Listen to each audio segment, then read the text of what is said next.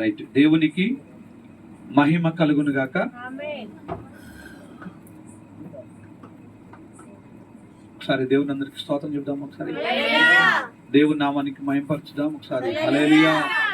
ఈ రాత్రికాల సమయంలో దేవుని వాక్యము వినడానికి, ఈ రాత్రంతా దేవునితో గడపడానికి,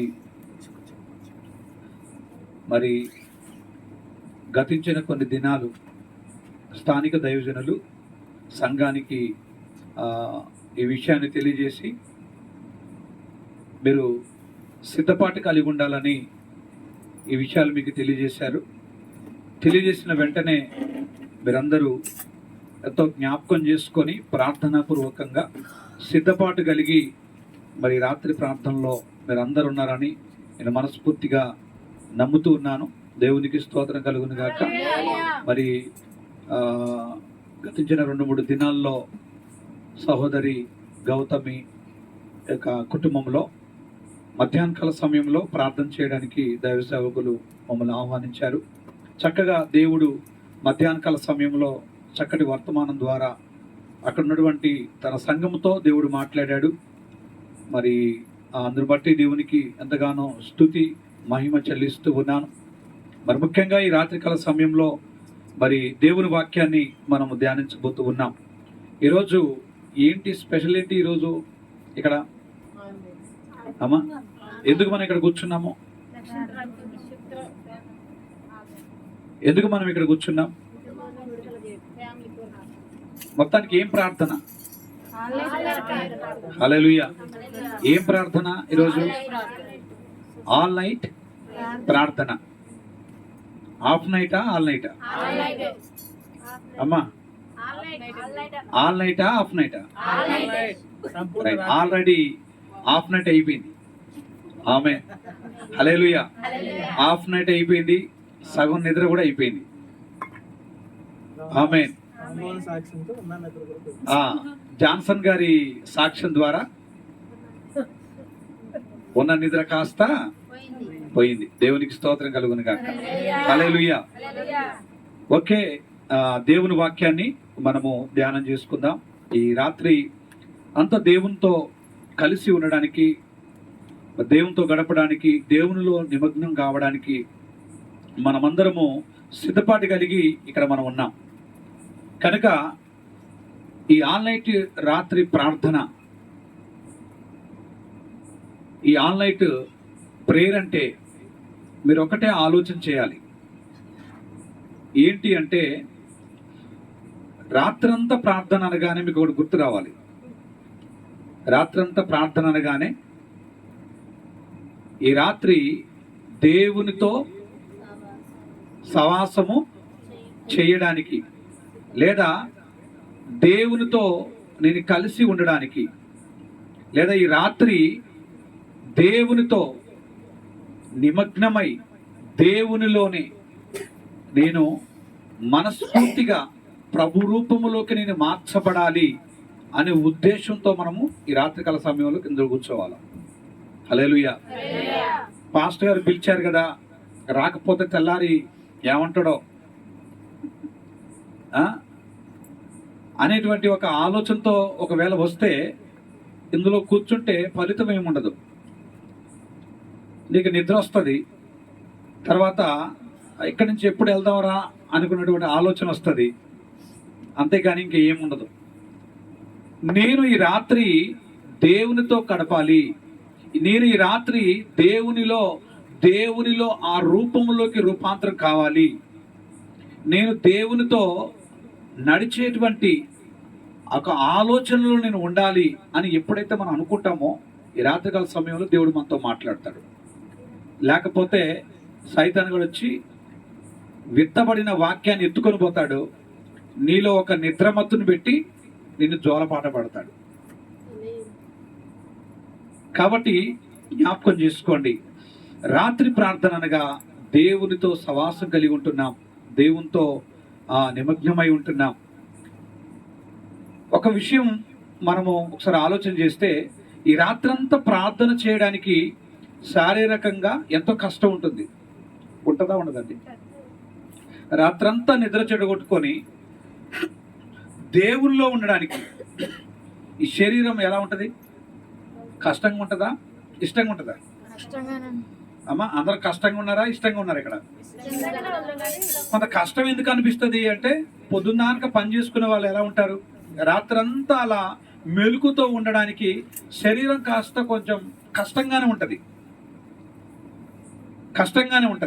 అలా అని రోజు రాత్రుల తరబడి, నెలల తరబడి ప్రార్థనలో ఉండట్లేం కదా మనం. ఒక్క రాత్రే కదా దేవునితో కలిసి ఉండడానికి, ఒక్క రాత్రే కదా దేవునితో మనకున్నటువంటి సమస్యలను దేవుని దగ్గర పెట్టి పోరాటం చేయడానికి, దేవుని దగ్గర ప్రార్థించి మనకున్న అవసరతలన్నిటినీ తీర్చుకోవడానికి ఒక రాత్రే కదా. శారీరకంగా ఎంతో కష్టం ఉంటుంది, కానీ దేవుని బిడ్డలారా, ఈ రాత్రి దేవునితో గనక నువ్వు ఉన్నట్లయితే, ఈ రాత్రి దేవునిలో గనక నువ్వు ఉన్నట్లయితే, ఈ రాత్రి దేవునితో గనక నీవు ప్రార్థన చేసినట్లయితే, దేవునిలో గనక నువ్వు అయితే ఒకవేళ నిమగ్నమై దేవునిలో ఉండగలిగినట్లయితే, నీ ఆత్మకు ఏం కలుగుతుంది అమ్మా? నీ ఆత్మకి ఏం కలుగుతుంది? శరీరానికి నష్టంగా ఉండొచ్చేమో, శరీరానికి కష్టంగా ఉండొచ్చేమో, కానీ ఆత్మకు మాత్రము బలం వచ్చేస్తుంది. హల్లెలూయా. ఆత్మకు శక్తి కలుగుతుంది, ఆత్మకు గొప్ప విడుదల కలుగుతుంది. ఆత్మలో మనము ఉజ్జీవం కలిగి ఇంకా ముందుకు వెళ్ళడానికి ఈ రాత్రి ప్రార్థన మనకు ఉపయోగపడుతుంది. హల్లెలూయా. ఎంతమంది నమ్ముతున్నారు? ఈ రాత్రి ప్రార్థన నా ఆత్మీయ జీవితాన్ని బలపరచడానికి, ఈ రాత్రంతా దేవుని సన్నిధిలో గడపడానికి వచ్చాను. శరీర బలహీనతంగా ఉన్నప్పటికీ, శరీరములో నాకు కొంత కష్టంగా ఉన్నప్పటికీ, ఆత్మీయ జీవితంలో మాత్రం నేను ఎంతగానో విజయం పొందుకోవడానికి ఈ రాత్రికాల సమయంలో ఇక్కడ ఉన్నాను అని మీరు ఆలోచన చేయాలి. హల్లెలూయా. అర్థమవుతుందండి? ఈ రాత్రి ఇలా మనము ప్రార్థన చేసిన వారమైతే దేవుడు చక్కగా మనతో మాట్లాడడానికి రెడీగా ఉన్నాడు. హల్లెలూయా, హల్లెలూయా. చూడండి, ఈ యొక్క రాత్రికాల ప్రార్థనలో మనము ఎందుకు ప్రార్థన చేయాలి? ఈ రాత్రంతా మనం ఎందుకు ప్రార్థన చేయాలి? ఈ రాత్రంతా మనము ఎందుకు ప్రార్థన చేయాలి? దేవుడు మన ప్రార్థనను ఏంటండి, దేవుడు మన ప్రార్థనను ఆలస్యం ఏమైనా చేస్తాడా? రాత్రంతా మనం ఎందుకు ప్రార్థన చేయాలి? ఒకవేళ రాత్రంతా మనము ప్రార్థన చేస్తే దేవుడు మన ప్రార్థనని ఆలస్యం ఏమైనా చేస్తాడా? వినకుంటే ఏమైనా ఉంటాడా? ఒకసారి మనం ఆలోచన చేయాలి. లేదా రాత్రి మనము ప్రార్థన ఎందుకు చేయాలి? చేసేటువంటి ఆ ప్రార్థనలో ప్రత్యేకత ఏముంది? అలాగే యేసుక్రీస్తు ప్రభు రాత్రంతా ఎందుకు ప్రార్థన చేశాడు? యేసుక్రీస్తు ప్రభు రాత్రంతా ఎందుకు ప్రార్థనలో ఉన్నాడు? అది కూడా మనం తెలుసుకోవాలి. అలాగే నిత్యం ప్రార్థిస్తే ఏమొస్తుంది మనకి? ఇలా ప్రార్థన చేస్తే మనకి ఏమొస్తుంది? ఏమైనా వస్తుందా అన్నటువంటి ఆలోచన కూడా మనకు కలగాలి. అలాగే ప్రార్థన చేస్తే మన జీవితంలో ఫలమేమన్నా ఉంటుందా అని మనము ఈరోజు మనం ప్రశ్నించుకొని, ఈరోజు ఆల్ నైట్ ప్రేయర్లో మనం కూర్చొని దేవుని వాక్యం జాగ్రత్తగా వినాలి. హల్లెలూయా. ఈరోజు ఒక 6 విషయాలు ఈ రాత్రికాల సమయంలో దేవుడు మనతో మాట్లాడాలని ఆశపడుతున్నాడు. ఈరోజు మనకు ప్రార్థన ఎందుకు మనం ప్రార్థన చేయాలి? దేవుడు మన ప్రార్థన విని ఆలస్యం ఏమైనా చేస్తాడా? త్వరగా ఏమైనా జవాబు ఇస్తాడా? ఈరోజు రాత్రి ప్రార్థన ఎందుకు ప్రత్యేకంగా ఉన్నది? ఈరోజు యేసుక్రీస్తు ప్రభు వారు బైబిల్ గ్రంథంలో ఎందుకు ప్రార్థన చేశాడు ఆయన? ఈరోజు నిత్యం ప్రార్థిస్తే నీకు ఏమి వస్తుంది? ప్రార్థనలో ఉంటే నీకు ఫలమేంటి అనేటువంటి ఆలోచనలో మనం చూద్దాం. ఒకసారి లూకా సువార్తలో బైబిల్ గ్రంథం తెరిచినట్లయితే లూకా సువార్త 18వ అధ్యాయము ఒకసారి మనము చదువుదాం.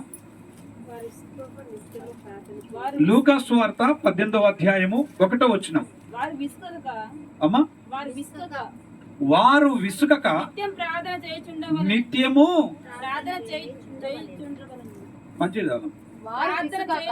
వారు విసుకక నిత్యము ప్రార్థన చేయుచుండవలననుటకు ఆయన వారితో ఈ ఉపమానము చెప్పెను.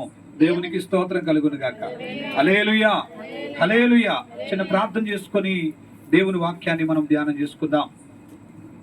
మహా పరిశుద్ధుడైన ప్రేమ కలిగిన మా ప్రియ పరలోకమందున్న మా తండ్రి, నీ పరిశుద్ధమైన పాదాలకు వందనాలు, స్తోత్రము, స్తుతి చెల్లిస్తున్నా. సర్వము భూమి ఆకాశములను సృజించిన సృష్టికర్త నీకు వందనాలు, స్తోత్రాలు చెల్లిస్తున్నా. ఈ రాత్రికాల సమయంలో ఈ ఆన్లైన్ ప్రేయర్లో తండ్రి మా అందరితో మీరు మాట్లాడడానికి అయ్యా మీరు సిద్ధంగా ఉన్నారు.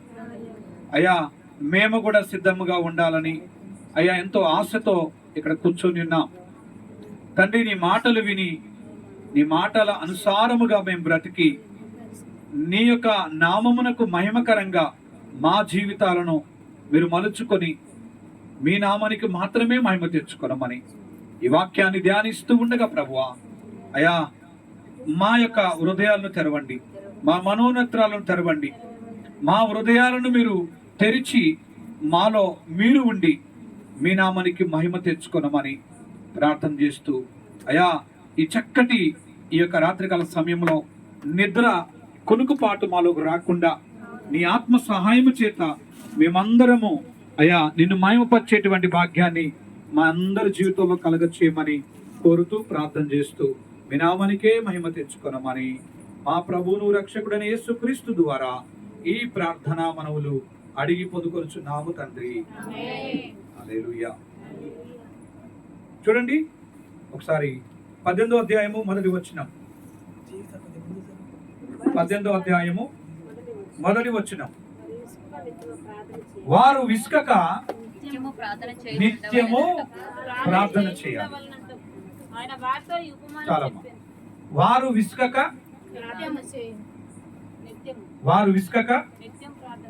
నిత్యము ప్రార్థన చేయుచుండవలెను. ఇక్కడ 2 విషయాలు గుర్తు పెట్టుకోవాలి. ఒకటి, ప్రార్థన చేసేటప్పుడు ఏం పడకూడదు, విసుగు పడకూడదు. అలాగే ప్రార్థన ఎలా చేయాలి, నిత్యము ప్రార్థన చేయాలి. మనము మన జీవితంలో ఈ 2 మిస్ అవుతున్నాం. ప్రార్థనకు వస్తున్నాము, ప్రార్థనలో ఉంటున్నాము. విచిత్రం ఏంటంటే తిరిగి వెళ్ళేటప్పుడు విసుక్కొని వెళ్ళిపోతున్నాం. హల్లెలూయా. అక్క చెప్పేసింది ఇంతసేపా అని. ప్రార్థన చేసేటప్పుడు విసుకవద్దు. ప్రార్థన అంటే చాలా ఇష్టం కలిగి ఉండాలి మనం. ప్రార్థన అంటే ఏంటి అమ్మా? ప్రార్థన అంటే ఏంటి? దేవునితో మాట్లాడుట. దేవునితో మాట్లాడేటప్పుడు మనము విసుగు పొందితే అసలు దేవునితో మాట్లాడుతున్నాం అన్నటువంటి ఆలోచన మనకు ఉందా అండి? ఒక ఎమ్మెల్యే వచ్చాడు అనుకోండి, ఆ వ్యక్తితో మాట్లాడాలంటే ఎలా మాట్లాడతాం మనం? జాగ్రత్తగా మాట్లాడతాం. విసుక్కొని అని మాట్లాడతామా? ఎప్పుడు పోతారా ఈ ఎమ్మెల్యే అనుకుంటామా మనం? ఎప్పుడు పోతారా ఈ అధికారం అనుకుంటామా? అరే తొందరగా పోతే బాగుండు అని అనుకుంటామా? ఆ అధికారం వస్తే ఇంకా కొద్దిసేపు మాట్లాడితే బాగుండు అనిపిస్తుంది, ఇంకా కొద్దిసేపు ఉంటే బాగుండు అనిపిస్తుంది. ఎందుకు అంటే మన వాళ్ళు చూస్తే ఒక అధికారితో నేను మాట్లాడుతున్న విషయాలు చూస్తే నాకు గొప్ప. హల్లెలూయా. ఇంకా కొద్దిసేపు ఉంటే నాకు సెల్ ద్వారా నేను ఆ వ్యక్తితో సెల్ఫీలో ఫోటో దిగాలి అనేటువంటి ఆలోచనతో ఒక అధికారితో మనం ఎక్కువసేపు ఉండడానికి విసుగు చెందం. అయ్యా కొద్దిసేపు ఉండండి, కొద్దిసేపు మీతో మాట్లాడాలండి అని వాళ్ళని రిక్వెస్ట్ చేసుకొని ఆ ఎమ్మెల్యేతో ఎంత ఎక్కువ గడిపితే, ఆ యొక్క ఉన్నత అధికారితో ఎంత ఎక్కువసేపు గడిపితే మనకంత గొప్పగా మనం ఫీల్ అవుతాం. ఆమేన్. అవునా కదండి? అంత గొప్పగా ఫీల్ అవుతాం. ఆఫ్టర్ ఒక మనిషి 5 సంవత్సరాలు అధికారంలో ఉండి తర్వాత గెలుస్తాడో లేదో, తర్వాత ఉంటాడో లేదో, ఓడతాడో లేదో తెలియదు. అవునా కదండి? ఈ మధ్య కాలంలో గొప్ప గొప్ప వాళ్ళే ఆటకు చుట్టుపోతున్నారు. ఎందుకు ఎందుకు చనిపోతున్నారో మనకు తెలియదు. ఒక విషయం అయితే తెలుసు, హల్లెలూయా, గుండె ఆగిపోతుందంటే గుండెలో దేవుడు లేడు కాబట్టి. హల్లెలూయా. గుండె ఆగిపోతుందంటే గుండెలో ఏం లేడు, యేసయ్య లేడు. ఒకవేళ యేసయ్య ఉండి గుండె ఆగినా డోంట్ కేర్. హల్లెలూయా. యేసయ్య ఉండి గుండె ఆగినా మనం భయపడాల్సిన అవసరము లేదు. హల్లెలూయా, హల్లెలూయా. లేఖనం నెరవేరుతుంది. ఏ లేఖనం నెరవేరుతుంది? నీతిమంతులకు ఈ లోకము యోగ్యమైనది కాదు. రక్షింపబడినటువంటి క్రీస్తు రక్తంలో కడగబడి సంఘంలో చేర్చబడి ఆయన రాజ్యముగా, ఆయన రాజ్య సంబంధులుగా, ఆయనలో రాజ్య సంబంధులుగా కట్టబడుతున్న మనం ఒకే లోకములో ఉంటూ మరొక లోకములో బ్రతుకుతున్నటువంటి క్రైస్తవ జీవితంలో, హల్లెలూయా, ఒకే లోకం, ఈ భూలోకములో ఉంటూ లోకానికి వేరై దేవుని రాజ్యములో ఉంటూ దేవుని రాజ్యముగా కట్టబడుతున్న మనం, హల్లెలూయా, ఎంత ధన్యులు అండి. ఎంతమందికి అర్థమవుతుంది? ఒకే దాఫలో భూమి మీద మనం బ్రతుకుతున్నాం. ఇటు లోకంలో ఉన్నాం, లోక రాజ్యములో ఉన్నాం, ఇటు దేవుని రాజ్యములో, రెండు రాజ్యాల్లో మనం బ్రతుకుతున్నటువంటి క్రైస్తవ జీవితం. హల్లెలూయా, హల్లెలూయా. అంతే కదండి, మనం అందరం ఎవరు ఇప్పుడు? దేవుని రాజ్య సంబంధులు. లోకం ఏమైపోయింది ఇప్పుడు? ప్రశాంతమైన నిద్ర. కానీ మనం దేవుని రాజ్య సంబంధులముగా దేవుని ఆరాధించేటువంటి ఒక రాజ్యముగా ఇక్కడ కూర్చున్నాం. దేవునికి స్తోత్రం కలుగును. హల్లెలూయా. ఒక రాజ్యముగా కూర్చున్నాం ఇక్కడ మనము. ఇప్పుడు ఆయన యొక్క రక్తంలో కడగబడి సంఘములో చేర్చబడిన మనము నీతిమంతులుగా ఉన్నాము కాబట్టి ఇప్పుడు దేవుని లేఖనం ఏమంటుంది తెలుసా? లేఖనం ఏమంటుంది తెలుసా? నీతిమంతులకి ఈ లోకము యోగ్యమైనది కాదు. నీతిమంతునికి లోకము యోగ్యమైనది కాదు. ఈ లోకము యోగ్యమైనది చెప్పాలా? పరలోక రాజ్యము యోగ్యమైనది. హల్లెలూయా, హల్లెలూయా.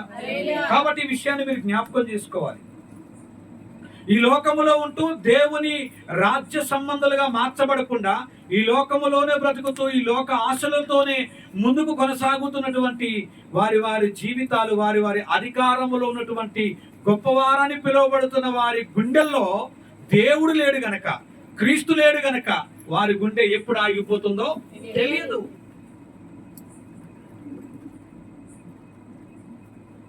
ఆ గుండెలు ఆగిపోయినాయని కుటుంబంలో ఉన్న వారు ఏడ్చి వారి గుండెలు ఆగిపోయేటువంటి పరిస్థితులు కూడా వచ్చాయి. గుండె ధైర్యం ఎక్కడదండి ఈ లోకంలో? గుండె ధైర్యం ఉంది అంటే అది ఎక్కడంటే అది క్రైస్తవ జీవితంలోనే. హల్లెలూయా. గుండె ధైర్యం, గుండె పదిలంగా ఉన్నది అంటే దేవుని యొక్క మాటే. దేవునికి స్తోత్రం కలుగునుగాక. హల్లెలూయా. అలాంటి రాజ్యంలో మనం ఉన్నాం, అలాంటి స్థితిలో మనం ఉన్నాం. మనం జ్ఞాపకం చేసుకోవాలి దేవుణ్ణి. దేవునితో మాట్లాడుట అది ఎంతో విలువైనది. ఒక అధికారితో మాట్లాడడానికే రిక్వెస్ట్ చేసుకొని గంటల తరబడి అధికారితో ఉంటే అంత ప్రెస్టేజ్ తీసుకుంటే లోకరక్షకుడైనటువంటి యేసుక్రీస్తుతో రాత్రంతను ప్రార్థన చేసేటువంటి భాగ్యం నీకే దొరికింది బయ్యారం ప్రాంతంలో. హల్లెలూయా. నీకే దొరికింది, నాకు దొరికింది ఈ భాగ్యం. సృష్టికర్త అయినటువంటి దేవుణ్ణి కలుసుకోవడానికి, ఆయన దగ్గర మాట్లాడడానికి, ఆయన రూపంలో మార్చబడడానికి, ఆయనతో నిరంతరము నిత్యం ప్రార్థించడానికి, విసుకకుండా ఆయన సన్నిధానములో ఉండడానికి దేవుడు మనకి ఇచ్చినటువంటి భాగ్యం ఇది. హల్లెలూయా. ఎంతమందికి తెలుసు అండి ఇది? ఇది చాలా మందికి తెలియదు. అందుకనే దేవుని లేఖనం రాయించింది. ఏమని రాయించాడమ్మా? వారు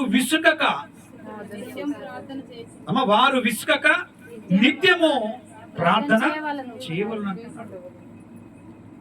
మనం ప్రార్థన చేసేటప్పుడు విసిగిపోకూడదండి. ఇక్కడ దైవజనుడు మీరు ఎప్పుడు పోతారేమో అని ఆయన టెన్షన్ అవుతుంది తెలుసా? మీరు ఎప్పుడు ఈ ప్రార్థనను వదిలిపెట్టి పడకల మీదకి వెళ్ళి చక్కగా గుర్రు కొట్టాలని మీ ఆలోచనలు పాస్టర్ గారి హృదయంలో గడబిడవుతుందండి.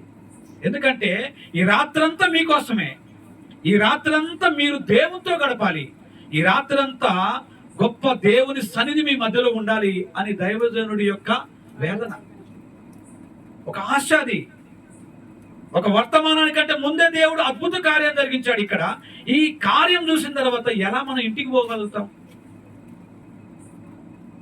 చదివించినటువంటి ఆ యొక్క గలతీయుల రాసిన పత్రికలో చదివించినటువంటి ఆ పత్రికలో నిజంగా కింద ఇంకా వచనం చూసిన తర్వాత మీరు ఒకని భారము ఒకడు భరించాలి అని రాయబడింది. మీరు ఒకని భారము ఒకరు భరించాలి. సహోదరి ఒక చీకటి శక్తులతో బంధింపబడతా ఉంటే, ఒక ముగ్గురు మాంత్ర శక్తులు వారిపై ఏలుబడి చేస్తూ ఉంటే, 14 సంవత్సరాలు పీడింపబడి కుటుంబం ఆగమైపోతా ఉంటే, ఇప్పుడు దైవజనుడి యొక్క ప్రార్థన ద్వారా, దేవుని శక్తి ద్వారా, ఇప్పుడు మీ అందరి మధ్యలో సంఘం ప్రార్థన ద్వారా ఆ వ్యక్తి లేదా ఆ బిడ్డ దేవుని యొక్క ఆత్మచేత నింపబడి విడుదల పొందుకొని సజీవంగా ఇక్కడ మన మధ్యలో నిలబడి ఈరోజు నా పేరు జ్యోతి అనేటువంటి పేరును ప్రకటించే అంతగా దేవుడు సాక్ష్యం నిలబెట్టిన తర్వాత మనం ఎలా ప్రార్థించకుండా ఉంటాం? ఎలా ఈ ప్రార్థనలో లేకుండా ఈ ఆన్లైట్ని మిస్ చేసుకొని పడకల మీద నిద్రపోవడానికి ఇష్టపడుతున్నాం? హల్లెలూయా. ఇలా ఉంటున్నామంటే మొట్టమొదటి కారణం ఏంటంటే తెలుసా? నీకు ప్రార్థన అంటే ఇసుకు పుడుతుంది. ప్రార్థన అంటే ఏం పుడుతుంది? విసుగు, చిరాకు. వారు నాయన ఏం ప్రార్థన మా అయ్యగారు ఒకప్పుడు 5 సంవత్సరాల క్రితం లేనప్పుడు ప్రశాంతంగా ఉంది, వచ్చాడు నాయన 5 సంవత్సరాలు కొట్టుడు. దేవునికి స్తోత్రం కలుగుతుంది. హల్లెలూయా. అయ్యా నువ్వు లేకపోతే ఇక్కడ ప్రార్థనలో నాయన, నువ్వు లేకపోతే మా స్థితి గతులు ఆగమైపోతున్నాయ్యా, నువ్వు లేకపోతే మా స్థితులు తలకిందులు అయిపోతున్నాయ్యా అని మొరపెట్టుకున్నటువంటి మనమే ఈరోజు రిస్క్ పడిపోతున్నాం. అబ్బా ఏం ప్రార్థనలో, ఆదివారము ఎలాగో ప్రార్థన ఉంటుంది, మంగళవారం ప్రార్థనైనా, శుక్రవారం ప్రార్థనైనా, ఆల్ నైట్ ప్రార్థనైనా, ఈ మోపున ప్రార్థనలు పెట్టి ఏంది మా పానానికి, ఈ మోపున దోవుతున్నాడు అనేటువంటి ఆలోచన నీకు వస్తే నువ్వు ప్రార్థన అంటే ఇసుకు పడుతుంది, నీకు రిస్క్ అయిపోతుంది. పరిశుద్ధాత్మ దేవుడు అంటున్నాడు నువ్వు ఏం చేయకూడదట? ప్రార్థనలో ఇసుకుపడకూడదు. ప్రార్థన అనగానే నీకు ఇష్టం కలగాలి, ప్రార్థన అనగానే ఉజ్జీవం కలగాలి, ప్రార్థన అనగానే అప్పుడే అయిపోయింది అయ్యగారు అనాలే. గొలుసు కట్ట అనగానే మీ గుండెలు మొత్తం జల్జల అయిపోయినా యేసునామములో నాకు తెలుసు ఇక్కడ. హల్లెలూయా. కొద్ది నిమిషాలైతే మీరు 2 గంటల సేపు రత్నక్క సంగపెద్ద గారు గొలుసు గట్టు ప్రార్థనలో మీరు ఉండాలి అంటే, గొలుసు గట్ట అంటే ఇక మొఖాలు వేస్తే ఇక ఉంటది కథ, వామ్మో అని మీరు అనుకున్నారు. అంటే మీ హృదయంలో ప్రార్థన అంటే ఇసుకు. ముందు అందులోంచి విడుదల పొందుకోండి, అందులోంచి బయటికి రండి. ముందు ఆ విసుగు అనేది అందులోంచి రండి బయటికి. ఇష్టం కలిగి ఉండాలి. హల్లెలూయా. ఇసుకు పడకూడదు. వృద్ధాప్యంలో పింఛనిస్తే కర్ర పట్టుకొని వెళ్ళి ఎక్కడికి వెళ్తారు? కర్ర పట్టుకొని వెళ్ళి ఆ పోస్ట్ ఆఫీస్ దగ్గరికి ఉన్నతమైన అధికారి డబ్బులు ఇస్తున్నాడంటే పొద్దున పోయి నిలబడతాం. పొద్దున నిలబడి ఆడి పింఛనిచ్చేంత వరకు కాలు గుంజి అట్లా నిలబడతాం. అవునా కదా? విసుగు పడతారా? ఎందుకు? పైసలు వస్తాయి. ఇక్కడ రాత్రి అంతా కూర్చోబెడితే మాకేమవుతుంది?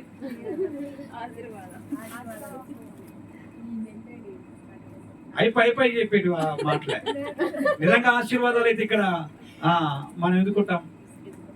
హల్లెలూయా. ఎట్లా ఎందుకుంటామండి? ఒక అధికారి దగ్గర పింఛన్ కోసం 60, 70, 80, 90 ఏళ్ళ ముసలోళ్ళ కానీ అక్కడ నిలబడుతున్నారు లైన్లో పింఛన్ తీసుకునేంత వరకు. విసుగు పొందట్లేదు. కాసేపు అన్నం తినదు రామ్మాడే ఆగు, ఆ పోస్ట్ ఆఫీస్ పోతాడు, మళ్ళీ చికాకు అవుతుంది, ఆ 2000 పోతాయి అని ఆడనే కూర్చుంటున్నాం మనం. ఇప్పుడు యూరియా బస్తాలు దొరుకుతాడు రైతులకి. ఇంతకుముందేమో ఫెర్టిలైజర్ షాప్ లో విపరీతంగా మందు బస్తాలు దొరికేటి, ఇప్పుడు దొరకట్లేవు. ఇప్పుడు వెళ్ళి ఆ గ్రోమర్ దాంట్లో లేకపోతే గవర్నమెంట్ ఇచ్చేటువంటి ఆ యొక్క సొసైటీ ద్వారా ఆ యొక్క మందు బస్తాలు దొరుకుతున్నాయి. ఆధార్ కార్డు పట్టుకొని పోవాలి, లైన్లో నిలబడాలి, అది తీసుకొని ఓటీపీ చెప్తే ఓటీపీ చెప్పాలి, అప్పుడు బట్లాడుకొని 4 బస్తాలు ఒక పేరు మీద తీసుకోవాలి, ఇంకొక ఆధార్ కార్డు పెట్టుకొని వెనక లైన్లో పెట్టాలి, వాళ్ళకి ఛార్జీలు పెట్టుకోవాలి, నీ పేరు మీద మళ్ళీ ఓటీపీ వస్తే నువ్వు ఒక 4 బస్తాలు తీసుకోవాలి. మొత్తానికి 8 బస్తాలు తీసుకోపోవడానికి నువ్వు లైన్లో నిలబడి రిస్క్ పడకుండా అమ్మయ్యా అని ఫుడ్ బంద్ చేసి ఎర్ర టండలో నిలబడి నువ్వు మందు బస్తాలు తీసుకొని వెళ్ళిపోతున్నావు. అక్కడేమైనా రిస్క్ ఉందా? అక్కడైనా ఇసుకు పడుతున్నావా? లేదు కదా. ఇంకా విచిత్రం ఏంటంటే కాలు కూస్తానని చెప్పులు ఆడ లైన్లో పెట్టి పక్కన చెడి కింద కూర్చుంటున్నారు. కాలు కూస్తానే వెళ్ళిపోతున్నా వాడు చెప్పులున్న నాయే ఆయన వాడు వెనక అవుతాడు. ఇంకోటి వస్తాడు కర్ర ఆడ పెట్టిండు, కర్ర నాది వెనక నడు అంటే వాడు వెనక వచ్చి కూర్చుంటాడు. ఇక చూస్తే అక్కడ లైన్లో మనుషులు లేరు, చెప్పులు కర్రలు తువాలలు ఇవే కనపడుతున్నాయి ఆడ. అర్థమవుతుందా? ఆడు రిస్క్ పడినా ఇంకా రిస్క్ ని ఎంజాయ్ చేస్తూ తన వస్తువులను లైన్లో పెట్టి కూర్చుంటున్నాడు, కానీ రిస్క్ మాత్రం పడతలేడు, ఇసుకు మాత్రం పోవట్లేడు, రిస్క్ చెందట్లేదు. మందు బస్తాలు ఉంటే లేదు పొలం అనట్లేడు. పంట నష్టం అవుతుంది, పొలం ఆగుతుంది, నాట ఆగుతుంది. మందు బస్తాలు లేకపోతే ఏమవుతుంది? ధాన్యం పండదు. అంత గోలుంటే, అంత ఆలోచన ముందు చూపు రైతుకే ఉంటే మరి మనకే ఉండాలి. ఈ రాత్రి ప్రార్థన చేసేటప్పుడు నువ్వు విసుగు పొందొద్దు.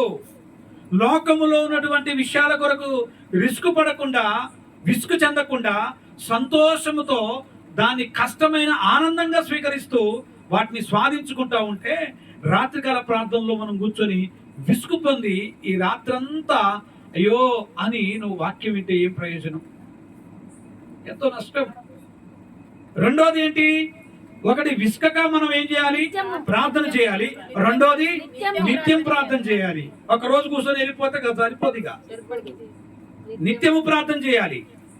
ఆదిమ సంఘం అపోస్తులు నడిపించినటువంటి ఒక ఆధ్యాత్మిక సంఘం ఎలా ఉన్నారంట? ఎలా ప్రార్థన చేశారు వాళ్ళు? ఎలా చేశారమ్మా? నిత్యము ప్రార్థన చేశారు. మానక కూడుకున్నారు వాళ్ళు. ఎలా కూడుకున్నారట? మానక ప్రతిదినము కూడుకున్నారంట. హల్లెలూయా. మానక ప్రతిదినము కూడుకున్నారు. క్రొత్త నిబంధనల ప్రకారంగా మానక ప్రతిదినము కూడుకునేదే క్రొత్త నిబంధన. ధర్మశాస్త్ర ప్రకారంగా 6 దినాలు పని చేసుకొని 7వ దినమున మందిరానికి రావడమే ధర్మశాస్త్రం. ఈ రోజు నువ్వు ధర్మశాస్త్రములో ఉంటూ, పాత నిబంధనలో ఉంటూ 6 దినాలు పని చేసుకొని 7వ దినమున ఏదో నీ కోసం కాకుండా దేవుని కోసం వస్తున్నావు. ఎవరి కోసం వస్తున్నావు? మనం నీ కోసం కాదు. దేవుడు ఏమైనా ఫీల్ అవుతాడో అని, పాస్టర్ గారు ఏమైనా ఫీల్ అవుతాడో అని, పోకపోతే బాగుండదని నువ్వు ఆచార పద్ధతిగా ఆదివారం నాడు వచ్చి కూర్చుంటున్నావు. ఆచారంగా ఆదివారం మందిరంలో కూర్చుంటున్నావు. నీ కుటుంబం కోసం 6 దినాలు అక్కడ పని చేసుకుంటున్నావు. ఇది ధర్మశాస్త్రం.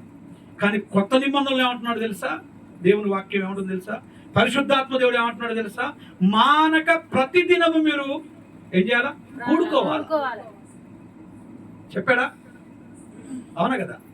మీరు అపోస్తల బోధ యందును, తర్వాత రొట్టె విరుచుట యందును, సహవాసమందును ఎడతెగక మీరు ప్రార్థన చేయండి. ఎడతెగక సహవాసములో ఉండాలి, రొట్టె విరుచుటలో ఉండాలి, అపోస్తుల యొక్క బోధలో ఉండాలి. మీరు విసుకక ఎప్పుడు నిరంతరము కొత్త నిబంధన సంఘం ఎప్పుడు ప్రార్థన పూర్వకంగా కూడుకోవాలి. గ్యాప్ ఉండకూడదు. హల్లెలూయా.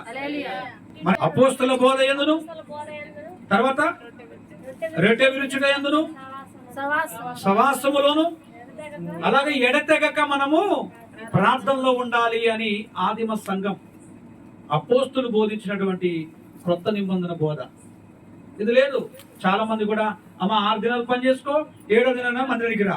ఆ మందిరానికి వచ్చేది కూడా ఎప్పుడు వచ్చేది తెలియదు, ఎప్పుడు పోయేది తెలియదు.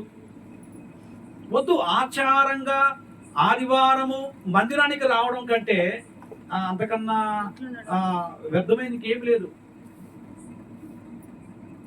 ఎప్పుడైనా ఆదివారమే కాదు, ఏ ప్రార్థన అయినా కానీ మొక్కుబడిగా రావద్దు, ఆచారంగా రాకూడదు. ఎలా రావాలి? ఎలా రావాలంటే ఎక్కువగా సవాసములో నేను కూడుకోవాలి అని మనము ఇంట్రెస్ట్ తో రావాలి. హల్లెలూయా. నిత్యము ప్రార్థనలో ఉండాలి. నిత్యము ఎలా ఉండాలమ్మా? ప్రార్థనలో ఉండాలి. ఎక్కడ కూడా తెగకుండా మనము ప్రార్థనలో ఉండాలి. ఒకవేళ ప్రార్థన నీకు తెలవకపోతే, ఒకవేళ ఒక వారం నువ్వు రాకపోతే, వారం మధ్యలో గ్యాప్ ఉంటే, ఈ మధ్య కాలంలో నీ సహోదరుని కలిసి ఈ వారం నేను రాలేకపోయాను, ఏం వాక్యం చెప్పారు దైవజనుడు అని తెలుసుకునేటువంటి మన యొక్క పద్ధతిలో మనం ఉండాలి. అంతేకాదు, తెలుసుకున్న తర్వాత మనము ఈ వారంలో ఎక్కడైనా ప్రార్థనలు ఉన్నాయా, తెలియజేశారా ప్రకటనలు అని తెలుసుకునే వారమై ఉండాలి. ఒకవేళ ఉంటే నువ్వు ఆ సమయానికి వచ్చి అందులో పాల్పొందుకోవాలి.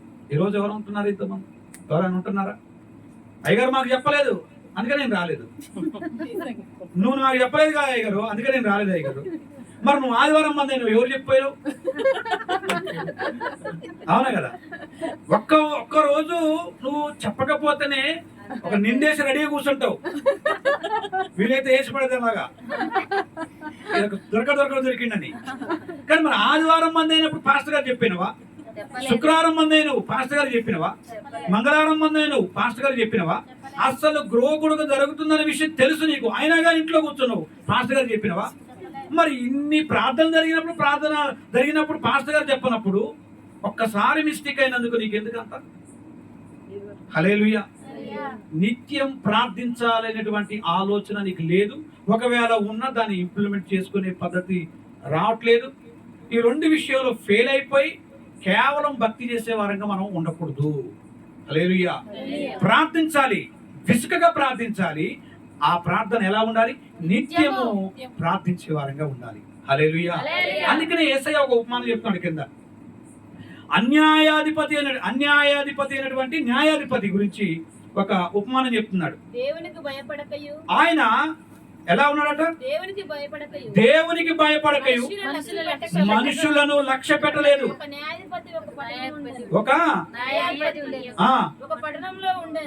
ఒక పట్టణంలో ఉన్నాడు చాలు. అన్యాయస్తుడైనటువంటి న్యాయాధిపతి. దేవుడంటే లెక్కలేదు, మనిషి అంటే లెక్కలేదు. దేవుడంటే లెక్కలేదు, మనుషులంతా కూడా లెక్కలేదు. ఇక నేనే అనేటువంటి స్వభావంలో ఉన్నటువంటి అన్యాయముగా ఉన్నటువంటి ఆ వ్యక్తి, ఇప్పుడు ఆ వ్యక్తి దగ్గరికి ఒక విధవరాలు న్యాయం తీర్చమని తరచుగా వస్తా ఉంది. అయ్యా, నువ్వు ఒక న్యాయాధిపతిగా ఉన్నావు, నాకు ఒక న్యాయం తీర్చు అని వస్తే న్యాయం తీరుస్తాడా? అక్కడే రాయబడింది, దేవుడు అంటే లెక్కలేదు, మనుషులు అంటే లెక్కలేదు, నీకే న్యాయం చేస్తాడు? మళ్ళా పైగా నువ్వు విధవరాలివి, ఎలా తీరుస్తాడు? అయినా ఆ యొక్క తల్లి యొక్క విశ్వాసం చూడండి. అన్యాయస్తుడైనటువంటి అక్కడ న్యాయాధిపతి దగ్గరికి నాకు న్యాయం తీర్చగలడు, నేను మాటికి వెళ్ళి ఖచ్చితంగా ఆయన నేను విసిగించిన ఎడల, లేదా నాకు న్యాయం తీర్చు అని ఆయన్ని బ్రతిమాలుకున్న ఎడల ఏదో ఒక్కసారి ఆయన మనసు మారి నాకు న్యాయము తీరుస్తాడు అనేటువంటి ఒక విశ్వాసం ఆ విధవరాలికి కనబడింది. హల్లెలూయా. అలా తరచుగా వెళ్ళినప్పుడు ఆయనకు అనిపించింది, ఏంట్రా హల్లెలూయా, ఇప్పుడు మనకు ప్రార్థన అంటే ఎలా విసుకొచ్చిందో, ప్రార్థన చేయడానికి ఎలా విసుకొచ్చిందో, అలా ఆ వ్యక్తి కూడా అలా అనిపించింది. ఏంట్రా నాయన ఈ వచ్చుడేంది, పోవుడేంది, ఈ తీర్పు తీర్చుడేంది, అసలు ఈ గోలేందో ఒకసారి చూడండి అన్నట్టుగా చెప్పేశాడు. న్యాయం తీర్చేశాడు. ఆమె వెళ్ళిపోయింది. ఒక అన్యాయస్తుడైనటువంటి న్యాయాధిపతి దగ్గరికి పలుమార్లు వెళ్ళినప్పటికీ ఆ వ్యక్తే న్యాయం తీరిస్తే, నువ్వు దేవుని దగ్గరికి వస్తే నీకు న్యాయం తీర్చడా? తీరుస్తాడు. ఆ ఉపమానం చెప్తున్నాడు.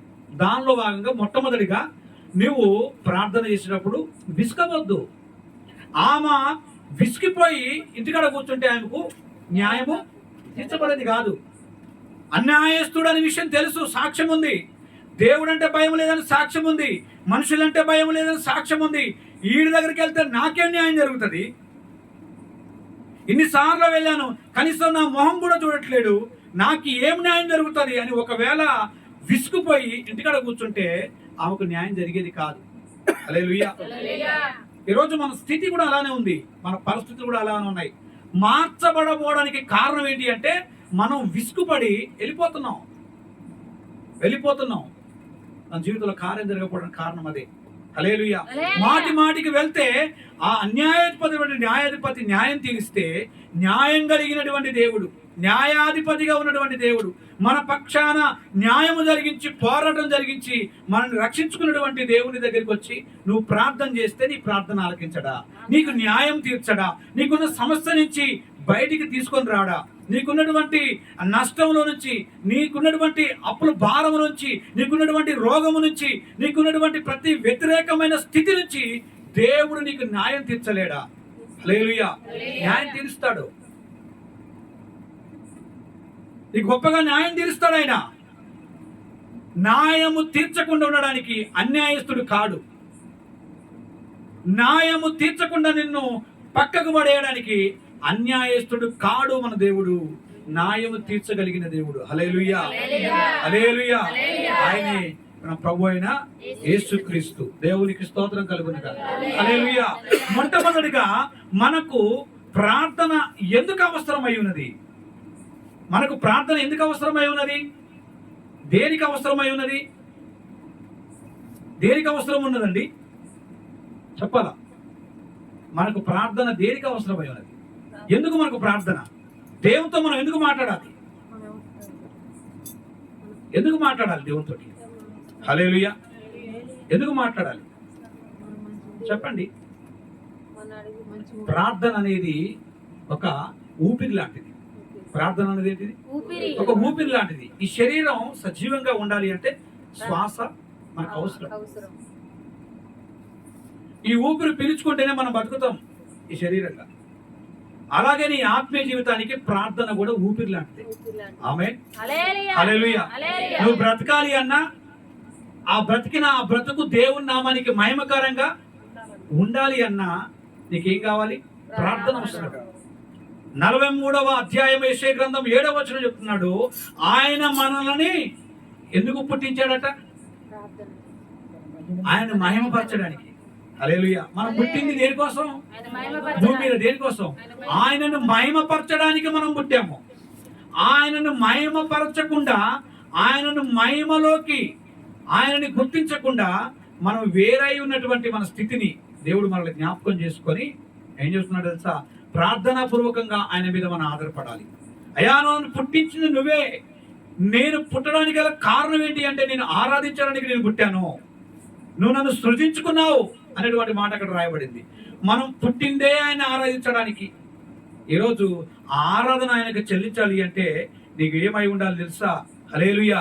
నువ్వు సజీవంగా ఉండేటువంటి నీ ఆత్మకు ప్రార్థన చాలా అవసరం. హల్లెలూయా. మన ఆత్మీయ జీవితానికి ప్రార్థన ఎంత అవసరం.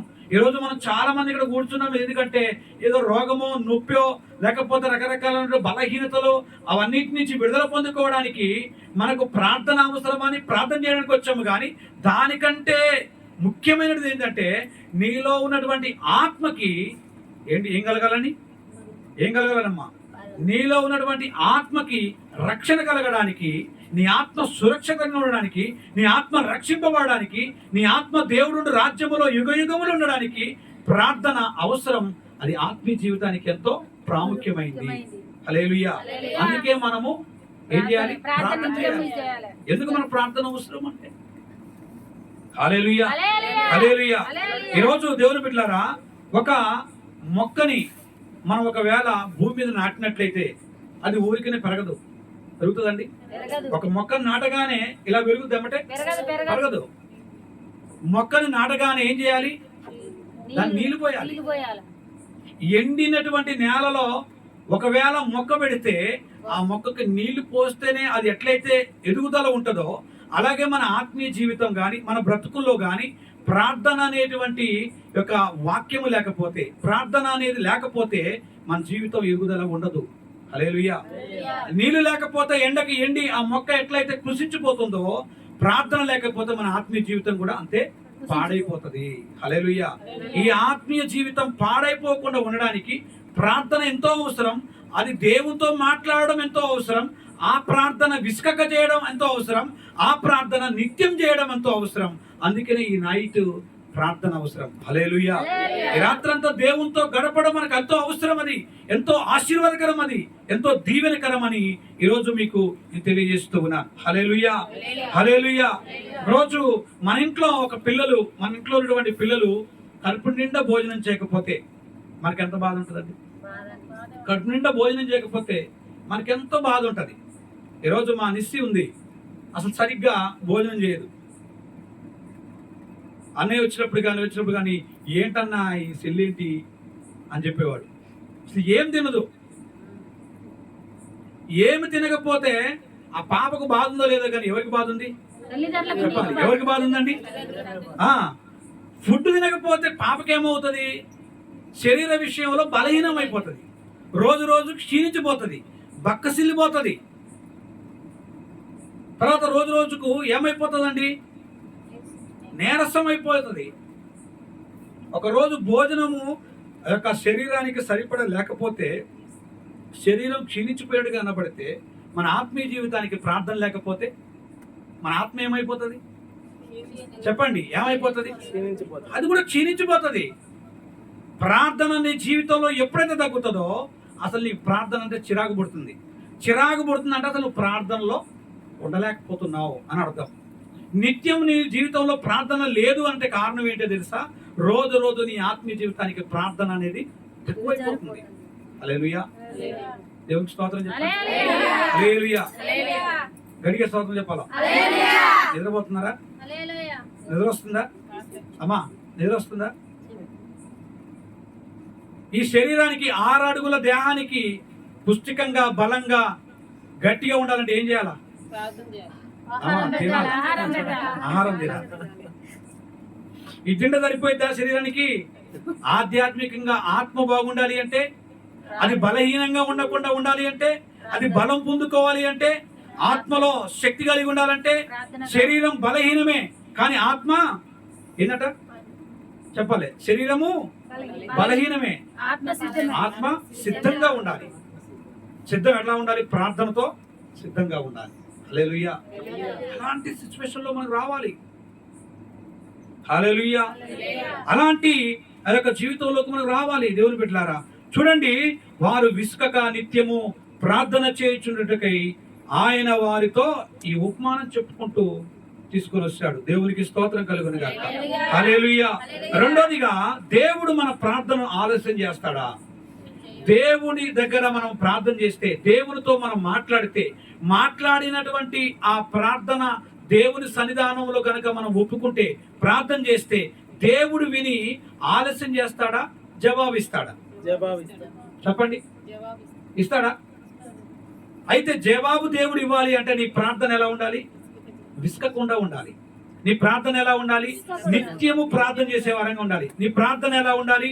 దేవుడు నాకు జవాబిచ్చేంతగా ఆ విధవరాలు అన్యాయస్తుడైనటువంటి న్యాయాధిపతి దగ్గరికి తరచుగా వెళ్ళి ఆయనకు ఇసుకు పుట్టి ఈ న్యాయం తీర్దామరా అని న్యాయం తీర్చి ఎట్లా పంపించాడో, దేవా నా జీవితంలో నువ్వు న్యాయం తీర్చేంత వరకు నిన్ను వదిలిపెట్టా, ఆమేన్, న్యాయము తీర్చేంత వరకు నిన్ను వదిలిపెట్టా అని ఆయన పాదాలు పట్టుకున్నట్టయే ప్రార్థన చేయటయే ఈ యొక్క రాత్రికాల ప్రార్థన. హల్లెలూయా, హల్లెలూయా. చక్కటి లేఖన భాగం దానియేలు గ్రంథం 10వ అధ్యాయం 12వ వచనంలో చక్కటి మాట అక్కడ రాయబడినటువంటి మాటను మనం చూస్తూ ఉన్నాం. చూడండి ఒకసారి, దానియేలు గ్రంథం 10వ అధ్యాయము 12వ వచనం. 10వ అధ్యాయము 12వ వచనం దానియేలు గ్రంథం. దేవుడు ప్రార్థన ఆలస్యం చేస్తాడా అంటే, భయపడకుము, నీవు తెలుసుకొనవలెనని నీ మనస్సును అప్పగించి దేవుని ఎదుట నేను తగ్గించుకొనిన ఆ మొదటి దినము మొదలుకొని నువ్వు చెప్పిన మాటలు వినబడినవి గనుక నీ మాటలను బట్టి వచ్చి తిని పారశీకులు రాజాధిపతి 21 దినములు నన్ను ఎదిరించాను. ఇంకా పారశీకులు రాజుల సమ్ముఖమున నిన్ను నిలుచుండగా. దేవునికి స్తోత్రం కలుగును గాక. ఇక్కడ దానియేలు చూడండి ప్రార్థన చేస్తూ ఉంటే, దానియేలు యొక్క ప్రార్థనను మరి ఆపినట్లుగా మనం ఇక్కడ చూస్తూ ఉన్నాం. ఆ యొక్క 21 దినాలు ఆ యొక్క దేవుని యొక్క కార్యాన్ని ఆపినట్టుగా చూస్తూ ఉన్నాం. తర్వాత మికానియేలు దూతను పంపించి అక్కడ గొప్ప కార్యం చేసినట్టుగా చూస్తున్నాం. మొట్టమొదటిగా ఇక్కడ చూస్తే దానియేలు ఆయన యొక్క ప్రార్థన చేసిన మొదటి రోజునే దేవుడు ఆలకించిన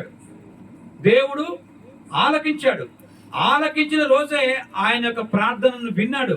కానీ అది కొంచెం ఆలస్యమైనప్పటికీ కూడా చివరికి దేవుని కార్యము చూశాడు. దేవునికి స్తోత్రం కలుగును గాక. హల్లెలూయా, హల్లెలూయా. కొద్ది కాలంలో దేవుడు మన జీవితంలో మనకున్నటువంటి ఆ యొక్క పరిస్థితిలో మనం చేసేటువంటి ఆ ప్రార్థన వెంటనే మనకు సమాధానం రాకపోవచ్చు. ఇలా ప్రార్థన చేయగానే అలా మనకు సమాధానము కొన్ని పరిస్థితుల్లో రాకపోవచ్చు. ఒకవేళ రాకపోవడానికి కారణం మనమే ఉండొచ్చు. ఎందుకంటే ఆ ప్రార్థనకు ఆటంకంగా మనమే ఉంటున్నామేమో. దేవుడు ఆ యొక్క ప్రార్థనకి ఆటంకంగా ఒకవేళ మనమే ఉంటున్నామేమో. ఏమండి, మనమే ఉంటున్నామేమో ఆ ప్రార్థనకి, ఆ జవాబుకు ఆటంకంగా మనమే ఉంటున్నామేమో. ఒకవేళ మనమే ఆటంకంగా ఉండకపోతే, ఆ ప్రార్థనకు సమాధానము త్వరగా రాకపోతే దేవుడు మన నుంచి ఏం ఆశిస్తున్నాడు అంటే, నువ్వు ఇంకా విశ్వాసంలో బలపరచబడాలి, ఇంకా విశ్వాసంలో దృఢంగా ఉండాలి. ప్రార్థనకు జవాబు రాలేదని నువ్వు కుంగిపోవద్దు. ఆలస్యమైనప్పుడు నా దేవుడు తగిన సమయమందు నాకు జవాబు అనుగ్రహిస్తాడని ఓపికతో నువ్వు ఉండగలగాలి. హల్లెలూయా. దానియేలు అలానే ప్రార్థన చేశాడు. అలాగో 21 దినాలు ఆలస్యమైనప్పటికీ కూడా నా ప్రార్థన దేవుడు మొట్టమొదటిగానే విన్నాడు, నాకు జవాబు దయచేస్తాడనే ఒక విశ్వాసంతో దానియేలు జీవితంలో కనబడతా ఉంది. దేవునికి స్తోత్రం కలుగును గాక. హల్లెలూయా, హల్లెలూయా. కాబట్టి దేవుని బిడ్డలారా, కొన్ని సమయంలో మన ప్రార్థనకు ఆలస్యం అవుతుంది. మన ఇంట్లో భోజనం వండేటప్పుడు, ఏమంటే రైస్ వండేటప్పుడు పొయ్యి మీద పెడతాం. పొయ్యి మీద పెట్టగానే ఫస్ట్ మనం స్టవ్ ముట్టియగానే సిమ్లో పెడతామా, ఫుల్లో పెడతామా? చెప్పండి. ఫుల్లో పెడతాం. ఫుల్లో పెట్టి అట్లనే అన్నం ఉడికేంత వరకు అట్లే ఉంచితే ఏమవుతుంది? మాడిపోతుంది. అవునా కదా? మాడిపోయింది. దేనికి పని చేయదు. కూర అయినా, అన్నమైనా, ఇంకేదైనా కానీ స్టార్ట్ చేసి నువ్వు ఫుల్లో పెట్టావంటే అది మాడిపోతుంది. ఫస్ట్ ఫుల్లో ఉండాలి. తర్వాత అటు ఇటు పని చేసుకొచ్చే లోపు ఏం చేయాలి? అది కొంచెం ఏమంటారు, అది ఎస్సరు వచ్చే టైంకి కానీ, లేకపోతే అట్టెసరు పెడితే ఆ యొక్క రిపాకు పక్కకు పోతుంది కదా. ఆ పరిస్థితుల్లో దాన్ని చాలా జాగ్రత్తగా చూసుకోవాలి. అది పొంగినప్పుడు అందులో ఉన్నటువంటి వాటర్ బయటికి వెళ్ళిపోయింది అనుకోండి, అసలైన వాటర్ లేకపోతే మళ్ళీ పలుకుగానే ఉంటది. అప్పుడు నువ్వు ఎంత సిమ్లో పెట్టినా నువ్వు తినలేవు ఆ భోజనం. అంటే ఒక భోజనం వండే దగ్గర ఎంత జాగ్రత్తగా ఉండాలి మనం? ఎంత జాగ్రత్తగా ఉండాలి? చక్కగా అట్టేసరి పెడితే ఫుల్ పెట్టగానే కొద్దిసేపు అక్కడ ఉండి ఇమ్మీడియట్గా సిమ్లో పెట్టుకోవాలి. జాగ్రత్తగా అది పలుకుందో లేదో చూసుకోవాలి. ఆ పలుకు సమయంలో చక్కగా గంజించడమా, లేకపోతే ఇంకా ఏం చేయాలో దాని మీద నీకు ఆలోచన ఉండాలి. మొత్తానికి అన్నం బరాబర్ కావాలి అన్న, మంచి పలుకు మీద ఉండాలన్నా, తినడానికి చక్కగా అది మంచిగా తయారైనప్పటికీ దానికి వెనకాల ఉన్నటువంటి పరిస్థితులు ఏంటి అంటే, సమయానుకూలంగా ఆ యొక్క భోజనం మనకు సిద్ధపాటు అవుతా ఉంది. అంతే కదండి. స్టవ్ ముట్టేయగానే అన్నం కాదు, అది అవుతుంది అని వదిలిపెడితే అది మాడిపోతుంది. అలాగే మన జీవితంలో కూడా దేవుడు ఏమై ఉంటాడంటే వంట మాస్టర్ అయి ఉంటాడు. మన జీవితంలో కూడా హల్లెలూయా. ఏమై ఉంటాడు? వంట మాస్టర్ అయి ఉంటాడు. మన జీవితం నడిపించడానికి, మన జీవితాన్ని ముందుకు తీసుకెళ్ళడానికి ఒకసారి మంట పెడతాడు దేవుడు. మంట పెట్టి ఆ మంట సమయంలో మనం మాడిపోకుండా మన సిమ్లో కూడా పెడతాడు మనని. ఎక్కడ మనం తగ్గించాలి, మనని ఎక్కడ తగ్గిస్తే మనం సెట్ అవుతాం. దేవునికి సెట్ అయ్యేటటువంటి విషయంలో లేకపోతే దేవుడు మళ్ళీ మంట పెడతాడు. మొత్తానికి తన సమయంలో మన అనుకూలంగా మార్చుకుంటాడు ఆయన మార్చుకునేటువంటి ఒక వంట మాస్టర్ లాగా మన జీవితంలో కనబడతాడు. హల్లెలూయా. మన జీవితాన్ని హ్యాండిల్ చేస్తాడు ఆయన. మన జీవితాన్ని హెచ్చు తగ్గులుగా ఆయనే చేస్తాడు. మన జీవితాన్ని ఒకే సాపిగా చూడడండి. ఎందుకంటే మనం ఒకే సాపిగా వెళ్ళిపోతే మన హద్దుల్లో ఉండం. ఆయన చేతుల నుంచి తప్పిపోతాం. మనకి ఇష్టానుసారంగా బ్రతుకుతాం. ఆయనకు వ్యతిరేకంగా జీవించే వారం అవుతాం. అందుకని అప్పుడప్పుడు మంట పెట్టేవాడిగా ఉంటాడు, అప్పుడప్పుడు సిమ్ములో పెట్టేవాడిగా ఉంటాడు. ఏదేమైనప్పటికీ నిన్ను సరైనటువంటి జీవితంలో జీవించడానికి నిన్ను నిలబెట్టడానికి ఆయన నిన్ను వాడుకుంటాడు. దేవునికి స్తోత్రం కలుగుతుంది. సమాజంలో ఒక మంచి వ్యక్తిగా నువ్వు పేరు పొందుకోవాలి అంటే అప్పుడప్పుడు నీకు కష్టాలు, అప్పుడప్పుడు నీకేం కలుగుతాయి, శోధనలు వస్తూ ఉంటాయి, అప్పుడప్పుడు కొన్ని బలహీనతలు వస్తూ ఉంటాయి, అప్పుడప్పుడు దేవుడే కొన్ని రోగాలు అనుమతిస్తాడు. అప్పుడప్పుడు మనం వినకపోతే అన్ని మన కళ్ళ ముందే దేవుడు పెట్టి దాని ద్వారా బుద్ధి తెప్పించి అందులో నుంచి బయటికి కూడా తీసుకొని వస్తాడు. మెరుగైనటువంటి జీవితం నీ జీవితంలో కలగాలి అంటే ఆయన నిన్ను హ్యాండిల్ చేయాల్సిందే. దేవునికి స్తోత్రం కలుగుతుంది. హల్లెలూయా, హల్లెలూయా. కాబట్టి దేవుని బిడ్డలారా, దేవుడు ప్రార్థనను ఆలస్యం చేసే దేవుడు కాదు. మన దేవుడు ప్రార్థనని ఆలస్యం చేసే దేవుడు కాదు. ఇలా నువ్వు ప్రార్థన చేస్తే అలా వినే దేవుడే. ఇలా ప్రార్థన చేస్తే అలా గాలి పోయేటువంటి ప్రార్థన కాదు. నువ్వు ఎలా ప్రార్థన చేసినా మోకరించి ఇట్లా ప్రార్థన చేసి ఇది జరుగుతుందో జరగదో అని ఒకవేళ నువ్వు ప్రార్థన చేసి ఇంటికి వెళ్ళిపోయినా ఆ ప్రార్థన ఊరికినే పోదు. ఆ ప్రార్థన దేవుని సన్నిధి చేరుతుంది. ఆయన మొట్టమొదలు వింటాడు. ఆయన దేవునికి స్తోత్రం కలుగుతుంది. హల్లెలూయా.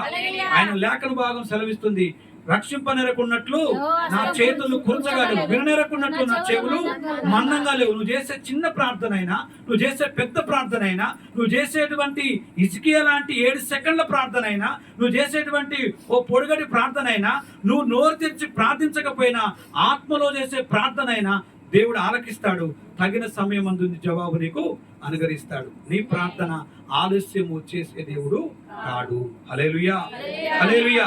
మొట్టమొదటిగా ఈ ఆన్లైన్ ప్రార్థనలో దేవుడు మనతో మాట్లాడుతున్న మాట ఏంటంటే, మనకు ప్రార్థన అవసరమై ఉన్నది.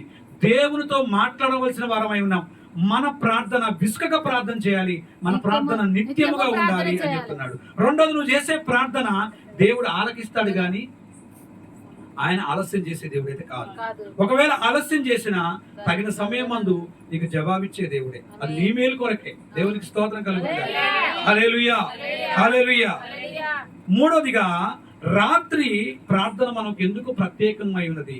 రాత్రి అంతా ఎందుకు ప్రార్థన పెట్టాలా? మనం రాత్రి అంతా ఎందుకు కూర్చోాలి ఇక్కడ? మనం లోకమంతా మేము చక్కగా ప్రశాంతంగా నిద్రపోతా ఉంటే మనం ఎందుకు నిద్రగాసి ప్రార్థనలు ఎందుకు ఉండాలి? అసలు ప్రత్యేకత ఏంటి అసలు అనేది కనుక మనం ఆలోచన చేస్తే, అక్కడ 119 కీర్తన 62వ వచనాన్ని ప్రభు మనకు జ్ఞాపకం చేస్తూ ఉన్నాడు. 119వ కీర్తన దేవుడు మనకు జ్ఞాపకం చేస్తున్నటువంటి మాట చూడండి ఒకసారి. 119వ కీర్తన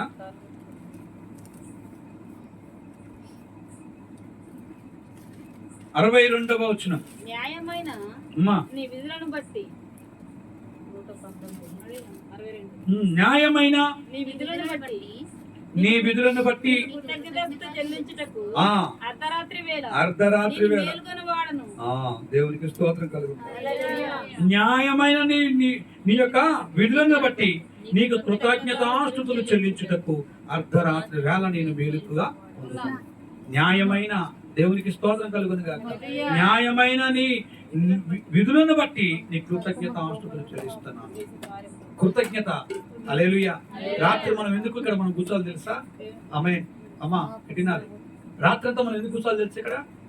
ఇక్కడ భక్తుడు ఎందుకు కూర్చుంటున్నాడు? ఎందుకు దేవునికి కృతజ్ఞతాస్తుతులు చెల్లిస్తూ ఉన్నాడు? చెప్పాలి. ఎందుకు కూర్చున్నాడు ఇక్కడ? న్యాయమైన దేవుడు మన జీవితంలో న్యాయం జరిగించాడు. న్యాయమైన దేవుడు మన జీవితంలో ఎన్నో అద్భుతాలు చేశాడు. న్యాయమైన దేవుడు స్టిల్ ఇప్పుడు ఒక అద్భుత కార్యాన్ని మనం చూసాం. ఆమేన్, హల్లెలూయా. వాక్య భాగానికంటే ముందుగా దేవుడు ఒక అద్భుతం చేయించాడు.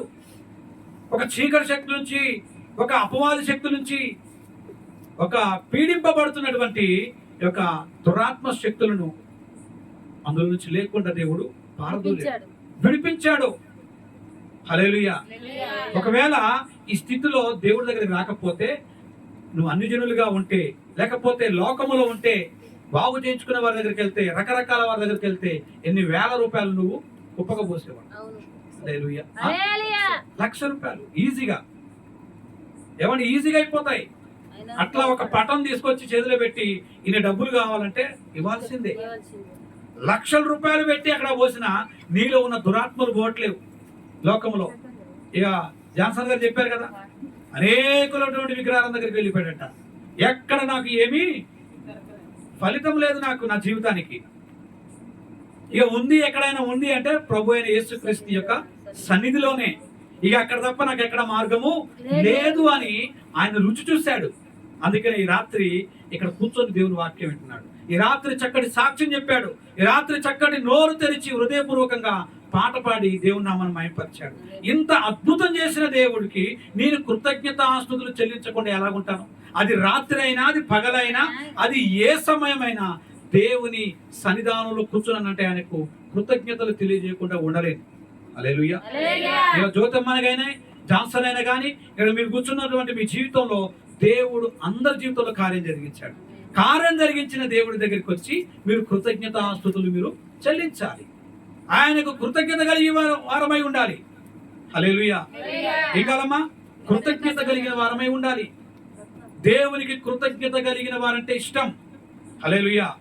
కృతజ్ఞత కలిగి ఎవరైతే జీవిస్తారో, ఎవరైతే కలిగి ఉంటారో వారు దేవుని మహింపరచువారు, దేవుని ఆరాధించువారు. కృతజ్ఞత కలిగిన వారంటే దేవునికి ఇష్టం. అలాంటి వారితో దేవుడు సమాసం చేస్తాడు. కృతజ్ఞత కలిగిన వారి పట్ల దేవుని యొక్క కృప ఉంటది. కృతజ్ఞత కలిగిన వారి పట్ల దేవుని యొక్క అభిషేకం ఉంటది. కృతజ్ఞత కలిగిన వారి పట్ల దేవుని యొక్క సన్నిధి వారిపై అల్లాడుతుంటది. దేవునికి స్తోత్రం కలుగును గాక. హల్లెలూయా. ఈ కృతజ్ఞత లేని వారి జీవితంలో దేవుడు ఎంతగానో బాధపడతాడండి. దేవుడు ఎంతగానో బాధపడతాడు, ఎంతగానో కృంగిపోతాడు. ఆయన ఎంతగానో ఆయన ఎంతో ఫీల్ అయిపోతాడు. నీ మీద నా మీద అలిగిపోతాడు ఆయన. హల్లెలూయా. అలుగుతాడండి. హల్లెలూయా. హల్లెలూయా. ఐగుప్తు నుంచి కానాను వరకు దేవుడు తన ప్రజలను నడిపించేటువంటి సమయంలో తన ప్రజలు కృతజ్ఞత లేని వారై దేవునిపై తిరుగుబాటు చేస్తున్నప్పుడు, దేవుడు ఏర్పాటు చేసుకున్న సేవకుడిపై తిరుగుబాటు చేస్తున్నప్పుడు కూడా దేవుడు ఎంతగానో మనసును నొచ్చుకున్నాడు.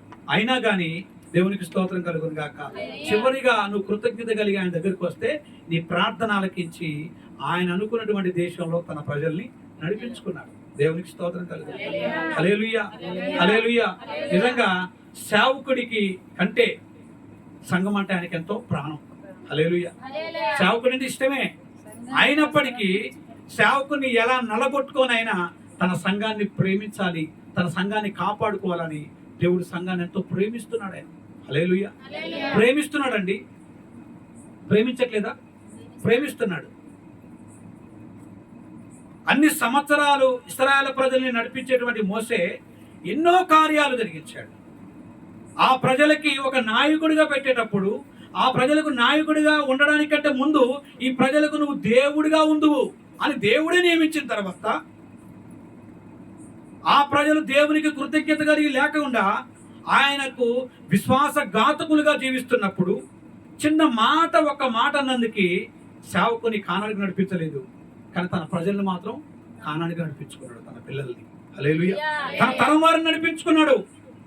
ఒక్క మాట ద్రోహులారా అని వారు చేసినటువంటి నిందలకి, వారు తిరుగుబాటు చేసిన స్వభావానికి, దేవుని మీద కృతజ్ఞత లేకుండా విశ్వాసఘాతకులుగా తిరుగుబాటు చేస్తున్నటువంటి ఆ వ్యక్తులు తీర కానానికి పోయే సమయంలో కూడా మోషే మీద, నాయకుడి మీద, సేవకుడి మీద గునిగి తిరిగి ఐగుప్తుకెళ్ళి అక్కడే చదువుతామనేటువంటి ఆలోచన కలిగి ఉన్న దేవుని యొక్క కోపం వారి మీదకి రాకుండా దేవుడు తన ప్రజల్ని ప్రేమించుకుంటూ వస్తున్నాడు. తన సంఘాన్ని ప్రేమించుకుంటూ వస్తున్నాడు.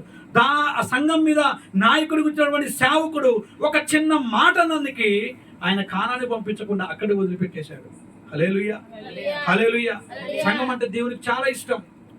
సంఘం అంటే దేవునికి చాలా ఇష్టం. ఇదే సంఘము కొరకు దేవుడు తన రక్తం ఇచ్చి కొనుక్కున్నాడు. హల్లెలూయా. హల్లెలూయా. అంత ఇష్టపడిన దేవుడు, అంత మన మీద అంత జాలి చూపించిన దేవుడు, అన్ని అద్భుతాలు మన జీవితంలో జరిగిస్తున్న దేవుడు, ఆ దేవుని దగ్గర మనం కృతజ్ఞత కలిగి ఎందుకు ఉండలేకపోతున్నాం? ఈ రాత్రి మనం ఎందుకు దేవుని సన్నిధిలో, దేవా నా జీవితంలో చేసిన కార్యాన్ని బట్టి నిన్ను స్తుతించకుండా ఉండలేను, నిన్ను ఆరాధించకుండా ఉండలేను, ఇదిగో నేను ప్రార్థించకుండా ఉండలేను, నిత్యముని సన్నిధానంలో ఉండకుండా నేను ఉండలేనయ్యని ఎందుకు మనం కృతజ్ఞత కలిగి దేవుని సన్నిధానంలో బతకలేకపోతున్నాం? హల్లెలూయా. మర్చిపోయేటువంటి స్థితిలో మనం ఉన్నాం. హల్లెలూయా. విశ్వాసఘాతకులుగా ఉంటున్నాం. ఇట్లా దీని అట్లా మర్చిపోతున్నాం. ఇట్లా కోడి దీని ఏం చేస్తుంది? అలా మూతి రాసినట్టుగా మనం మర్చిపోతున్నాం. ఈ రోజు అద్భుతం జరుగుతుంది, రేపు దేవుడు ఎవరో. ఈ రోజు అద్భుతం జరుగుతుంది, రేపు సేవకుడు ఎవరో. ఈ రోజు అద్భుతం జరుగుతుంది, నీ జీవితంలో ఎన్నో కార్యాలు జరుగుతాయి, కానీ ఏం ప్రార్థన అనేటువంటి మనస్తత్వం ఎంత ఘోరం. హల్లెలూయా. రాత్రి ప్రార్థన ఎందుకు ప్రత్యేకమైనది? ఎందుకు ప్రత్యేకమైనది అంటే దేవుని బిడ్డ, దేవుని నువ్వు ఆరాధించాలి.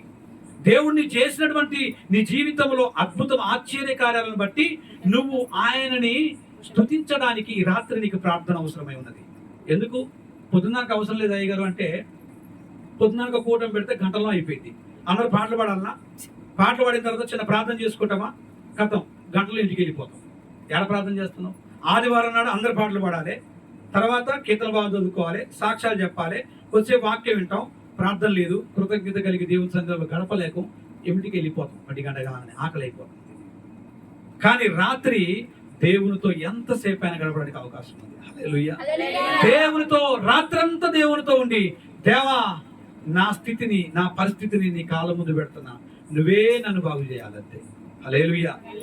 మనం చేసే ప్రార్థన దేవునికి ఇసుకు పుట్టాలండి, మనకు కాదు ఇసుకు. మనం చేసేటువంటి ప్రార్థన, మనం చేసేటువంటి నిత్యం ప్రార్థన దేవునికే కార్యం జరిగించాలని దేవునికి ఆలోచన పుట్టించేవారుగా మనం ఉండాలి. అప్పుడు దేవుడు మనల్ని బలంగా వాడుకుంటాడు. దేవునికి స్తోత్రం కలుగును గాక. హల్లెలూయా. హల్లెలూయా. రాత్రి కాల ప్రార్థన ఎంత చక్కటిదంటే, రాత్రి కాల ప్రార్థన ఇప్పుడు ఒక అడుగు బయట తీసి బయట పెడితే నీకు ఎంత చక్కటి గాలి వస్తుంది తెలుసా?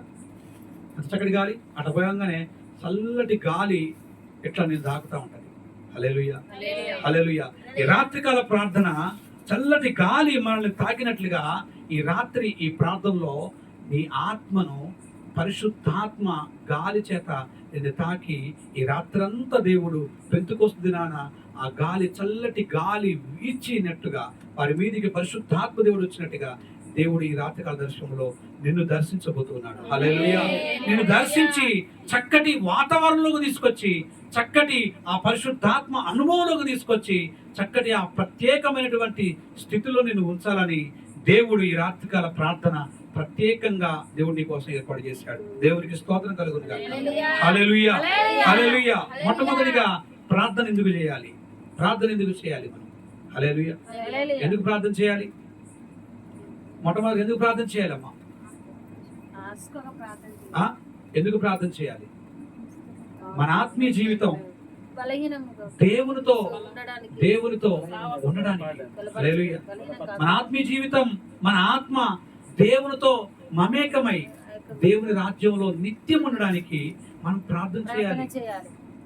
శారీరకమైన బలహీనతతో మనం ఉంటాం, కానీ ఆ కొన్ని బలహీనతలు ప్రార్థన చేసినప్పుడు పోతాయి, మళ్ళీ వస్తూ ఉంటాయి, పోతా ఉంటాయి. ఇది నిరంతర ప్రక్రియ ఈ దేహం ఉన్నంతసేపు. కానీ ఆత్మ నిత్యం, ఆత్మ నిరంతరం ఉంటది. ఆత్మ నిత్య జీవం పొందాలి. ఆత్మ దేవుని రాజ్యంలో ఉండటకై మన రాత్రికాల ప్రార్థన మనం విసుకక ప్రార్థన చేయాలి, నిత్యం ప్రార్థన చేయాలి. రెండోది ఏంటి అమ్మా? రెండోది ఏంటి? మనం రెండోది ఏం నేర్చుకున్నాము? దేవుడు ప్రార్థనను ఆలస్యం చేసే దేవుడు కాదు. ఒకవేళ నీ జీవితంలో ప్రార్థనకు ఆలస్యం జరుగుతుంది అంటే ఆ ప్రార్థన ఆలస్యానికి కారణం నువ్వే ఉండొచ్చు. దాన్ని మారు మనసు పొంది బయటికి రావాలి. ఒకవేళ దేవుడు ఆలస్యం చేస్తున్నాడంటే నీ విశ్వాసం రోజు రోజు తగ్గిపోతుందేమో. నీ విశ్వాసాన్ని బలపరచడానికి, స్టాండర్డ్ చేయడానికి దేవుడు నీ ప్రార్థన ఆలస్యం చేస్తున్నాడేమో. హల్లెలూయా. ఏం చేసినా దేవుడు తగిన సమయంలో నీ ప్రార్థనకు ఖచ్చితంగా దయచేస్తాడు. హల్లెలూయా. ఈ రాత్రి ప్రార్థన ఎందుకు ప్రత్యేకము అంటే దేవునికి స్తోత్రం కలుగును.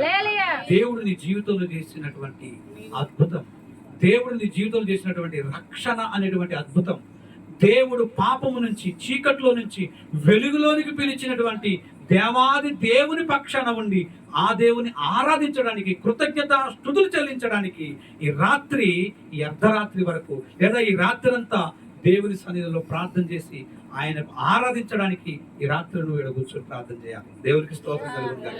ఇంకెన్ని ఉన్నాయి? ఇంకా 3 ఉన్నాయి. దేవునికి స్తోత్రం కలుగును గాక. హల్లెలూయా.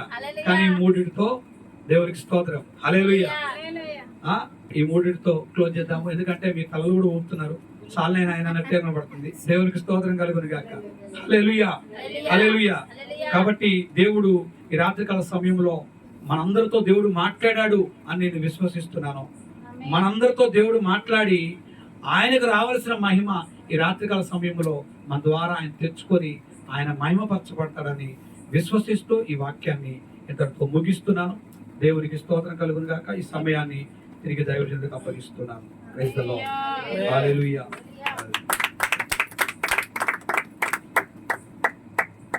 Praise the lord. హల్లెలూయా. చేతులపైకి దేవుని నామమును మహింపరుద్దాం. హల్లెలూయా. చాలా సంతోషం. దేవుని నామానికి మహిమ కలుగును గాక. ఆమేన్.